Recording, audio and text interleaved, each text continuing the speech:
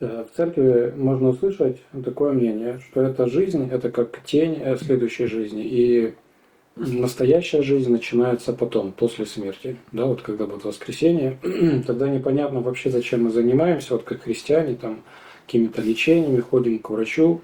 Может, как бы было бы лучше и проще, побыстрее бы тут, как говорится, отмучиться и...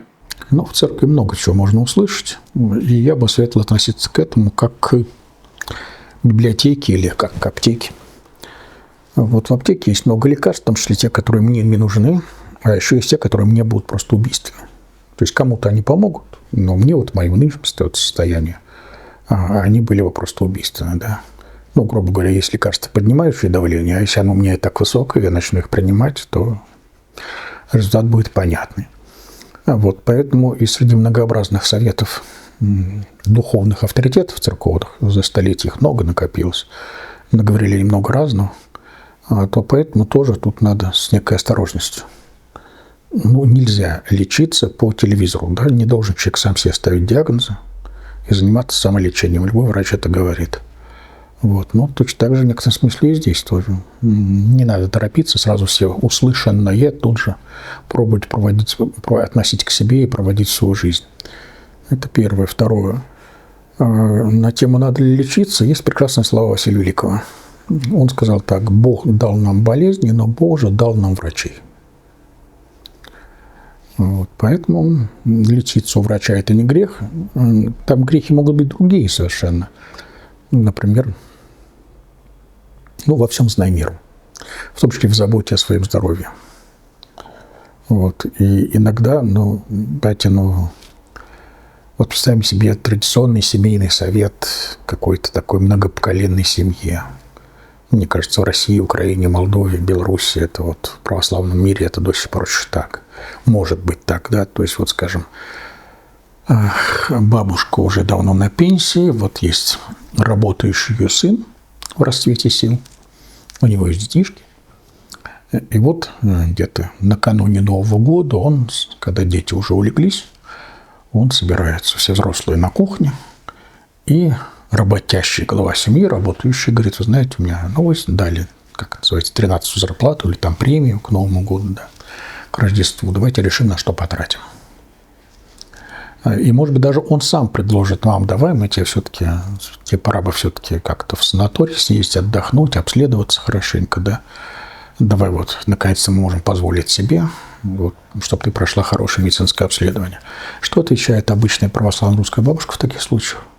Да ты что, с ума сошел? Вон Ванька-то, внучок, он давно коньки просит, надо ему коньки купить там и так далее. Да, я старяк, как-нибудь так уж поскреплю, да. Вот, то есть надо иногда понять, не становится ли моя гонка за остатками моей молодости, здоровья, красоты, не становится обременительной не то что для других людей, а даже для других аспектов моего собственного существования. Вот, если я все время думаю только о своих болячках, не слишком ли это сужает кругозор моих наблюдений, моей рефлексии, моего общения, тем для разговора и так далее. Вот. Ну и просто деньги, конечно, тоже, на что их тратить. Вот. Я не могу с другого человека решить. Точно для медицинские траты должны быть, какие-то минуты не должны стать уже главной целью этих трат. Это каждый, наверное, должен для себя решать, определять по принципу: доктор, он скажите, я жить буду? Будете, а зачем? Вот. Но это выбор каждого человека уже. Я, честно говоря, все равно не понял, зачем лечиться, в чем смысл удлинять себе жизнь. То есть это вообще имеет какой-то смысл? Либо вы говорите о том, чтобы минимизировать, может, там, не знаю, там, боль какую-то, и из-за этого лечиться, а не, там, я не знаю, сейчас... Поддерживать нормальную работоспособность, я думаю, что это хорошо. И говорят оптинские старцы так: говаривали, мы не лечимся, мы подлечиваемся. Но вновь я вот это вам сказал, и я уже жалею, что я это сказал. Да, потому что вдруг кто-то скажет: вот я теперь нашел слоган для своей жизни.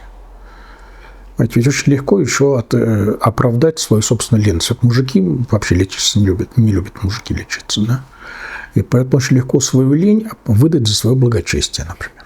Я оптинским старцам подражаю, поэтому к стоматологу не хожу. Да? Вот. Ну, а в целом, по-моему, у Ава Дорофея есть размышление о том, что есть 3 вида греха. Есть грех по отношению к вещам, есть 4 вида греха. Грех по отношению к вещам, грех по отношению к ближним, грех по отношению к самому себе и грех по отношению к Богу.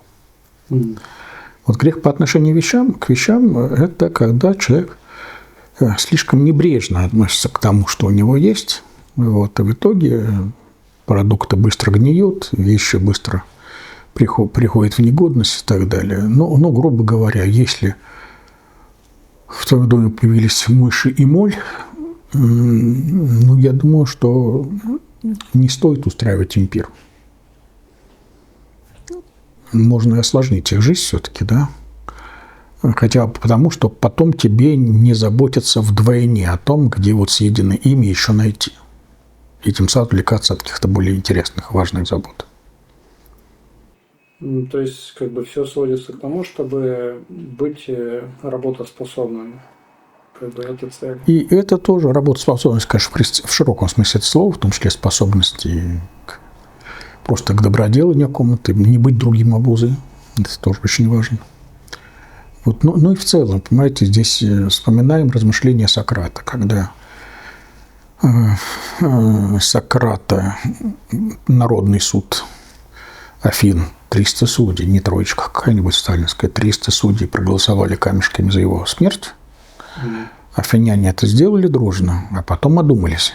Что мы творим-то? Мы самого лучшего из наших граждан, людей, мы убиваем. Но решение принято, что делать? И тогда как бы уполномоченные лица, они говорят Сократу: слушай, ну давай сделаем так. Охрана предупреждена тюрьмой. Там в Пирейской гавани ждет корабль, уплывай в какой-то другой городок греческий, живи там, уезжай в эмиграцию, да. А мы не заметим, мы мешать не будем. Сократ отказывается. По ходу спора эти его как бы тюремщики, палачи, они говорят: ну подожди, ну почему ты отказываешься? Ну потому что если я сейчас исполню это ваше предложение, я стану лжецом. Ну почему ты станешь лжецом? Потому что я всю жизнь учил, что жизнь есть смерть, смерть есть жизнь, и настоящая жизнь после смерти начнется. Да? И вот, наконец, мне предложили, вот они, порог смерти, а я от него убегаю. Значит, я врал всю свою философскую жизнь. Им говорят: ну, старый дурак, если ты всерьез в это веришь, ну, ты бы и покончил бы с собой, как только понял, что смерть – это благо. И Сократ говорит: нет, так нельзя. Что вы скажете о человеке, которому вы даете в пользование драгоценную чашу, а он ее разбивается? Это нехорошо, наверное. То есть, понимаете, дар жизни я получил от богов. И как же я к ним приду, если я сам этот их дар растоптал своими ногами? Так нельзя. Ну, ясно, что среди греческих философов были другие мнения, в том числе по поводу самоубийства и так далее. Вот. Это сложный вопрос. Этика и этикет самоубийства в человеческих разных культурах. Мы вот видим сегодня, что патриарх Кирилл оправдывает самоубийство уже. Как-то если вот на войне лучше, чем сдаться в плен там, и так далее. Взорви себе гранаты. Да, это уже в порядке вещей в наших военных проповедях русской церкви сегодня. Вот. Хотя я помню, как при мне Рудской, тогда был вице-президент Российской Федерации в начале 90-х годов, он при мне рассказывал патриарху Алексею II на обеде в Новгороде, если не ошибаюсь, дело было великом. А Рудской рассказывал, как он попал в плен. Сбит был его вертолет в Афганистане. И когда его уже окружали эти ваххабиты, то, говорит, я хотел уже застрелиться, но мне было видение Божьей Матери, кто сказал: не делай этого. Вот, я не знаю, публично он потом рассказывал это или нет, но это то, что я слышал сам из его уст. Да, так вот, вновь говорю, в разных культурах по-разному это понимается в отношении к самоубийству. Где-то это подвиг, где-то наоборот, малодушие. Вот. Но, во всяком случае, к здоровью, я думаю, что тоже это отнести можно. Вот. то, что тебе даровано Богом, оно, конечно, сносится и износится, но не спеши сам это уничтожать, позаботься. А почему на нас накладывается такая ответственность, если мы не принимали решения? Вот нам дается какой-то дар, мы же не просили этот дар. Почему вот мы должны отвечать за это и не можем отказаться? Ну, это вот если про какие-то такие вещи суицидные говорить. Или эвтаназию тоже.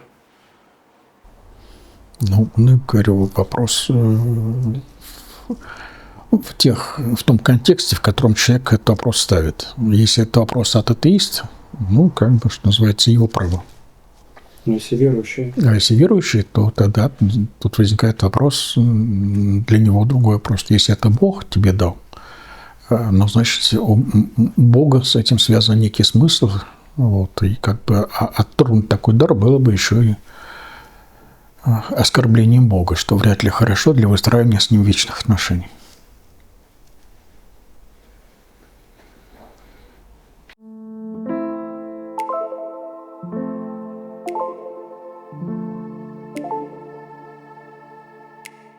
Ну, это такой себе выбор, кажется. Как у тебя просто перед фактом поставили и сказали. Ну да, да. Знаете, родители тоже ставят нас перед фактом. Взяли, родили нас. А еще некоторые родители такие гады, они рожают нас, например, в России или в Молдавии. И молдавский язык заставляет, чтобы он был наш родной, например, да? Вот так вот. А еще и эпоху мы не выбираем, да? Время, какое родились. Много чего человек не выбирает. Планету. Вот. То есть, если вопросы есть, эти вопросы потом ты можешь дать Богу.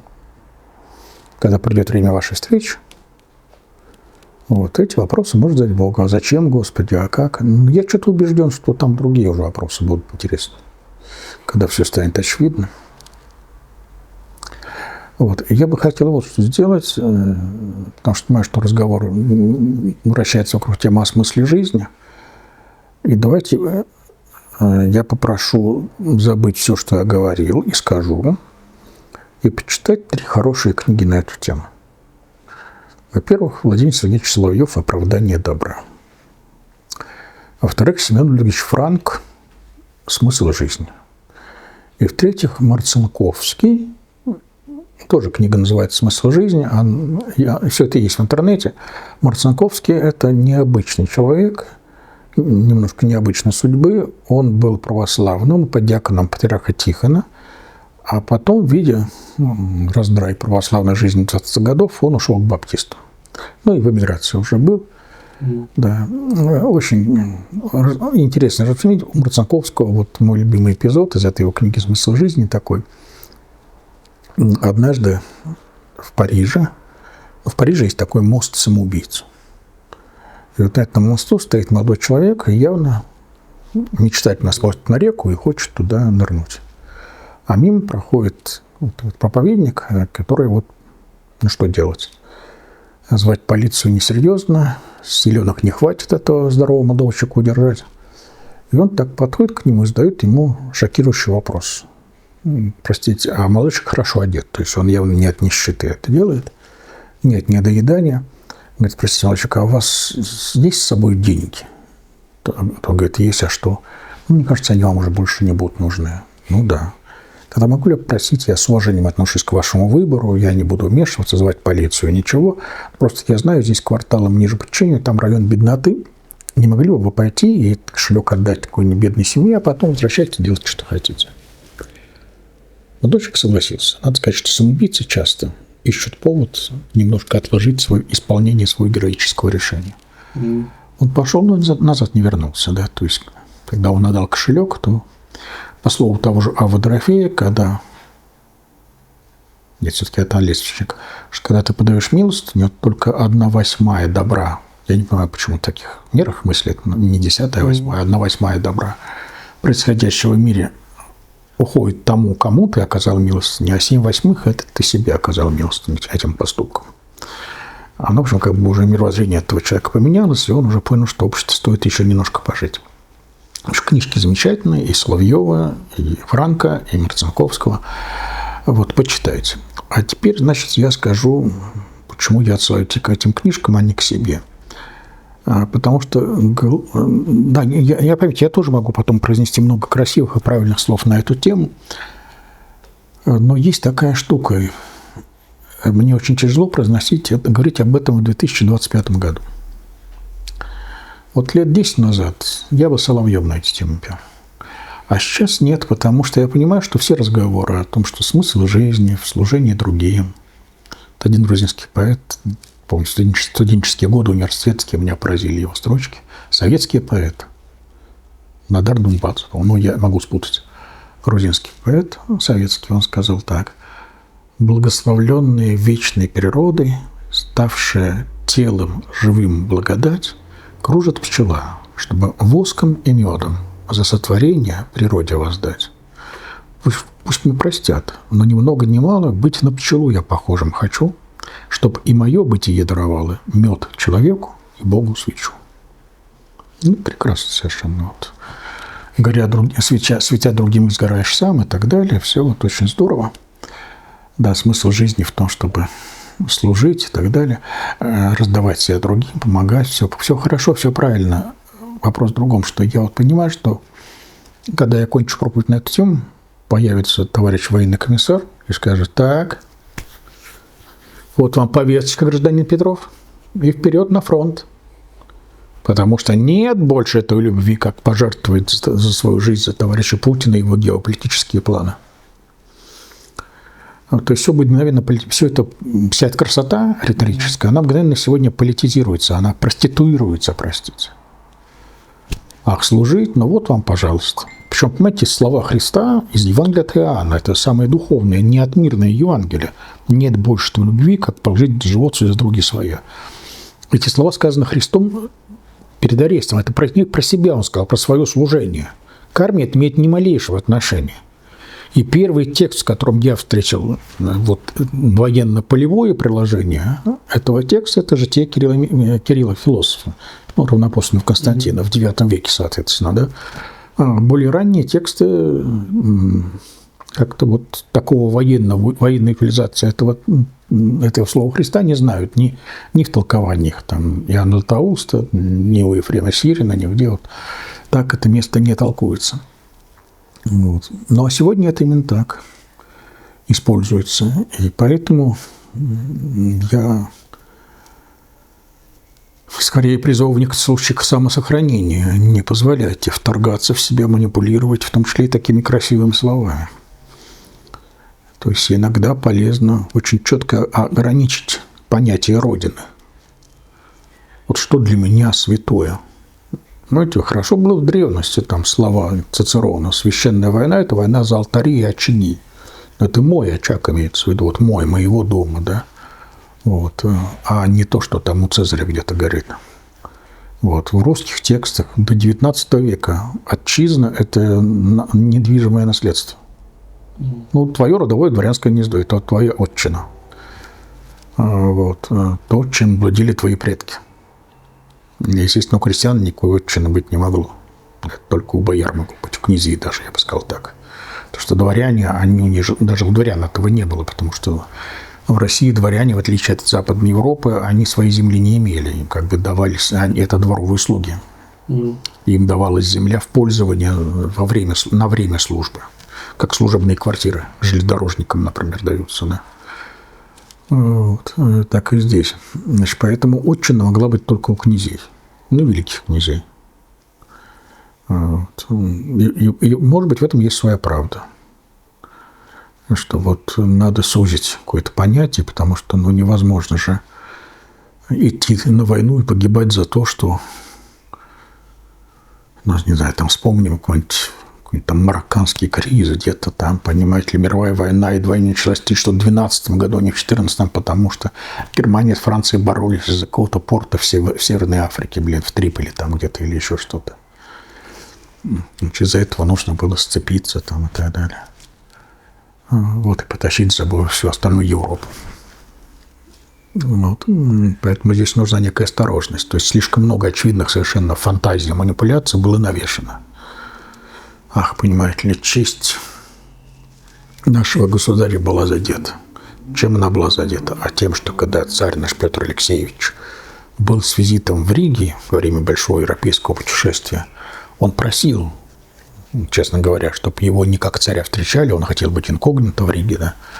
Вот, так вот, там, понимаете, действительно, спустя несколько лет это было объявлено как повод к войне. А почему в Риге не оказали нашему государю царственных почестей? А Рига – это шведское владение. И поэтому Петр объявляет Швеции войну. Это не Швеция напала на Россию в Северной войне, это Петр напал на Швецию. И как аргумент вот это вот. И это причем это даже Феофан Прокопович оправдывает. Архиепископ Головорусской церкви, такой неформальный в то время. Вот стоит, поэтому здесь осторожно с этим быть. То есть, когда государство начинает называть себя Родиной, значит, оно хочет тебя послать, как-то использовать и послать на фронт. Это, скорее всего, так. Это известный афоризм тоже.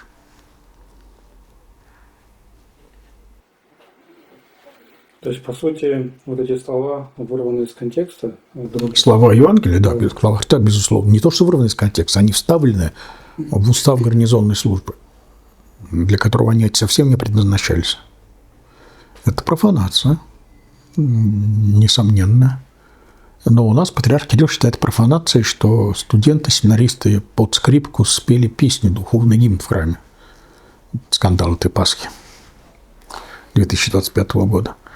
Вот за это, соответственно, там громы и молнии. Вот. А заниматься, простите, блядством политическим в храме, когда патриарх этим занимается, как алтарный мальчик Путина, вот это не грех, это не кощунство. И вот опять это вот такая очень странная вкусовщина, избирательность. Бревно в своем глазу не видим, сориночку, а может даже не соринка, уже цветок в чужом глазу. Вот. Считаем, что это ужасно, это невозможно.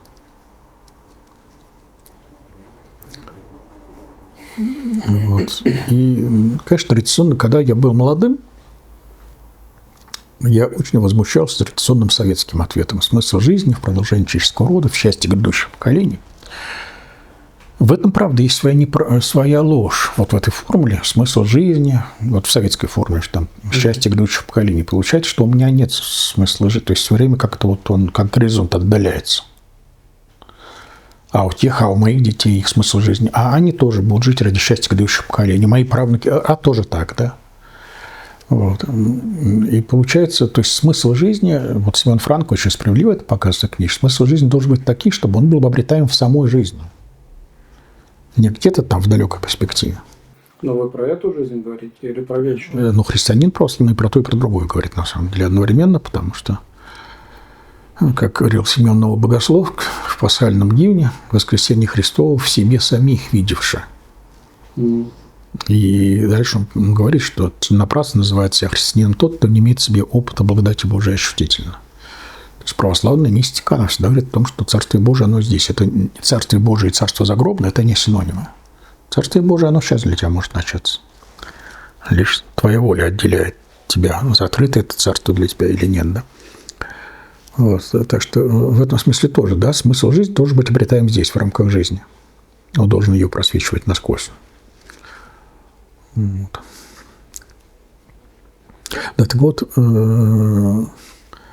с годами я стал более терпимо относиться к этой формуле насчет будущих поколений. Счастье жизни в детях, по-простому говоря. Ну да, это так. Счастье жизни, конечно, в детях. По крайней мере, первые 10 лет существования детей – это точно так. Это генераторы счастья. А потом начинаются проблемки. Во-первых, у детей есть плохая привычка, они года вырастают. Вот. И дальше. И хуже того, что вырастают. Сплошь и рядом они становятся хуже нас. Вот смысл жизни. Я вырастил сына. Ну, прекрасно. Этот сын стал наркоманом и убийцей. Это не очень, конечно. Это смысл моей жизни. Вот. Дальше есть проблемка, что человек обычно задумывается о смысле жизни в 3 периодах своей жизни. Это, конечно, подростки ищут смысл жизни, естественно, нормально. Алеша Карамазов ищет смысл жизни. Второе – это кризис 40 лет у мужика, когда стало понятно, что земную жизнь, пройдя до середины, я очутился в сумрачном лесу. Вот, то есть уже понятно, что 40 лет вряд ли я доживу до 80, мне осталось меньше половины. Как бы уже много из того, о чем мне хотелось, мечталось, точно уже не сбудется. И даже вряд ли я смогу выпрыгнуть из той колеи карьерно-служебной и так далее, семейной, в которой я сейчас впряжен в эту колесницу, да. И, соответственно, уже надо менять. Как бы вот у меня животик, у меня лысина, у меня ипотека и так далее. И вот вопрос, а нахрена я тут заново становится? Значит, уже не как у Лёши Карамазова, а совершенно иначе. Третий кризис, соответственно, пенсионерство, когда уже все. Очень важно для мужчины идентификация себя со своей работой, функционалом. Это уходит. И вот здесь понимаешь, что вообще и для детей тоже как-то не очень нужен. И даже для внуков. Скорее, это уже обуза. Вот. То есть, ну, для внуков, в смысле, ну, какая-то обязаловка общаться с тобой. Дед, ты лучше пришли деньги на подарок и исчезни, да. Даже по телефону, по WhatsApp, ну что мне 10 минут с тобой беседовать непонятно о чем. Ну, слишком разные поколения, условия жизни и так далее. Вот. А тут снова начинается вопрос. И вот уже на этот раз уже трудно ответить вот в этом последнем-то кризисе, что цель жизни в служении другим, в детях. Все это уже где-то было, да. А понимаете, нужен смысл жизни, который был у меня сейчас, а не 40 лет назад. Актуально для меня сегодняшнего. Этот ответ, что смысл жизни в детях, он уже не работает никак в этой ситуации. Так что поэтому, ну, скажем так, я философ, моя задача не столько давать ответы, сколько ставить вопрос. Вот если я сформулировал проблему, от которой вы самостоятельно будете думать, ну, это замечательно. А потом придумайте что-то, может быть, напишите. Может быть, даже и для меня.